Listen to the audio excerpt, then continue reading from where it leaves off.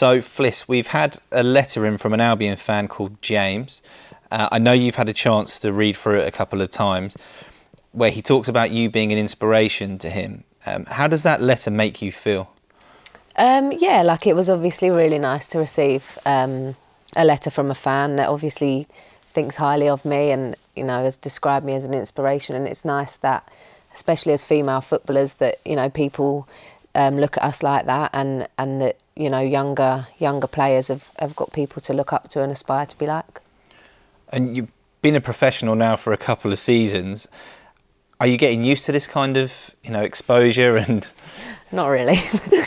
No, obviously I think it's becoming a lot bigger, isn't it, the women's game? And I think, to be fair, you know, when I first started playing for Brighton, we were getting probably limited numbers at games, and there's a lot more now. And I think especially sort of the younger generation are coming, and they really, like I've said before, it's nice that they can look at us and aspire to be like us, and that one day perhaps it might be them playing for Brighton. So yeah, it's definitely changed in the last few years, yeah.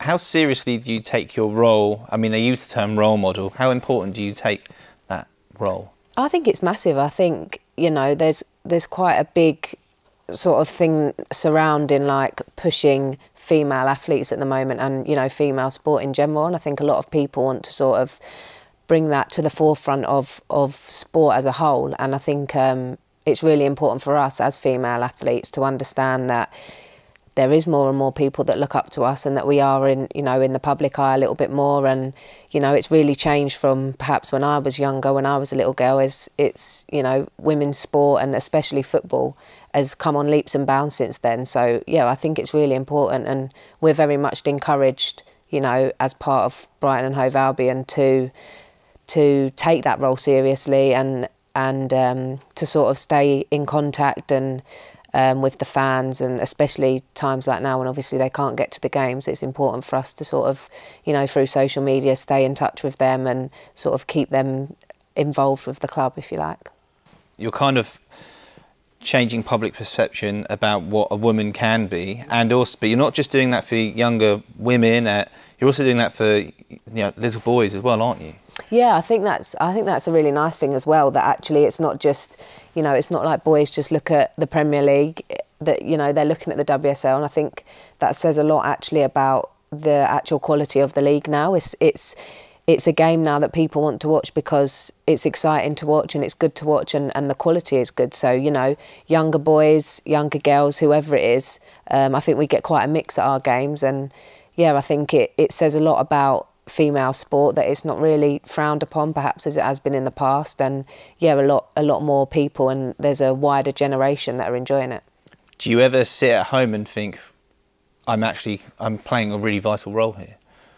Do you know what? I don't know if I really think about it so much until perhaps you have conversations like this. And actually, when I talk to people, you know, that aren't involved in women's sport, and, you know, there's still quite a few people that can be a little bit naive to what women's sport can be like, and you know, females' roles in general in society. But, you know, actually when you think about it, yeah, I think, like I've said already, there's been huge progress up until now, and I think it's really cool that we're part of that sort of change in perception as female, you know, female professional athletes. We're part of sort of a bigger group of females that are really trying to change the way people see us. So actually, yeah, when you put it like that, I think it's actually a really nice thing to be involved in.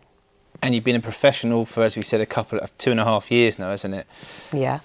Physically, how much difference have you noticed in yourself? It's like your fitness levels and your strength and those kind of things. Yeah, it's huge. I think going from part-time to full-time actually was a huge step up, and the transition was, you know, overwhelming at times, to be honest. But now I think Brighton as a whole, you know, we're competing with the majority of the teams in our league. We want to push on, and we feel like we're in a place now where we can push on. And, you know, before I signed for Brighton, I was playing in the 4th tier of women's football, and now playing in the WSL, yeah, it's been a huge change. And obviously I don't think I'd be where I am if I hadn't actually improved physically, and also sort of my understanding of the game as well. has got loads better. So yeah, there's definitely been huge improvements over the years. What's the biggest improvement you can tell physically in yourself?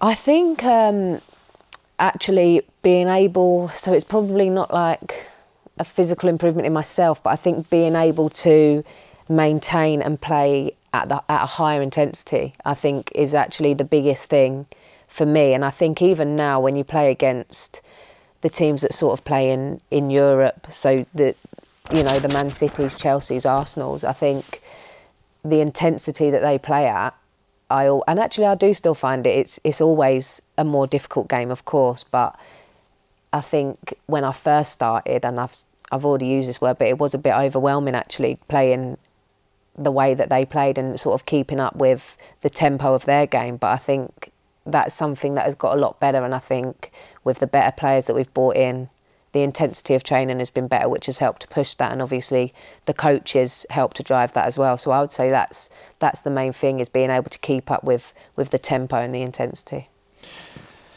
Now, you are an inspiration, as we've already discussed.